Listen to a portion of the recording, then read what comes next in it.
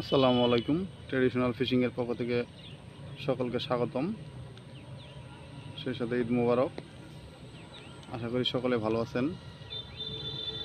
মূলত যে বিষয়টা নিয়ে আমি কথা বলতে চাচ্ছি সেটা হলো আমাদের ভবিষ্যৎকে রক্ষা করতে হবে।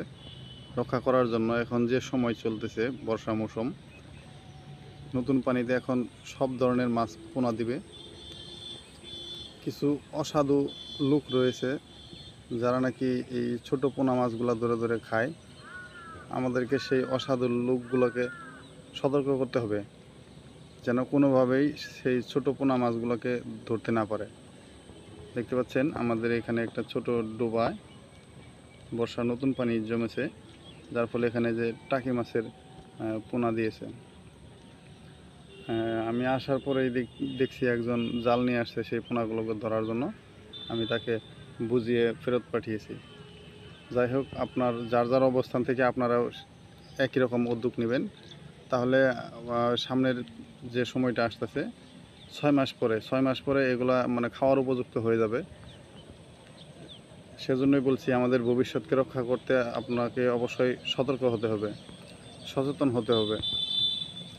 আপনার 5 মিনিটের বুঝ দিয়ে যদি তাকে সরাই দিতে পারেন, তাহলে দেখতে পাবেন যে আমাদের দেশীয় প্রজাতির মাছের কোনো অভাব থাকবে না।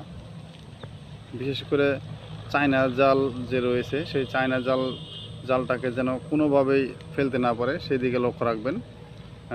এই সামান্য পুকুর না, বিলে, বিশেষ করে বিল বা নতুন পানি যেখানে উঠেছে সেই সমস্ত জায়গাতে যেন চায়না জাল বা ভাইর এই সমস্ত জিনিসটা যেন এই ছোট পোনা মাছগুলোকে ধরতে না পারে সেদিকে লক্ষ্য রাখবেন। আমি জানি এটা আমার একা পক্ষে করা কোনোভাবেই সম্ভব না, এই জন্য সকলের সহযোগিতা কামনা করছি।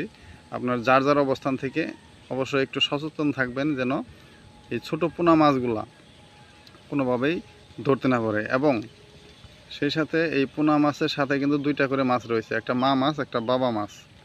এই মাছগুলোকেও যেন বড়শি দিয়ে কেউ না ধরে সেই দিকেও লক্ষ্য রাখবেন, এটা আমার অনুরোধ। তো আশা করি বুঝতে পারছেন আজকের যে বিষয়টা নিয়ে কথা বললাম। যদি ভালো লাগে অবশ্যই ভিডিওতে একটি লাইক দিবেন, চ্যানেলটি সাবস্ক্রাইব করবেন, আর ভিডিওটি শেয়ার করে ছড়িয়ে দিবেন সবার কাছে যেন এই মেসেজটি পৌঁছে যায়। ধন্যবাদ, ভালো থাকবেন।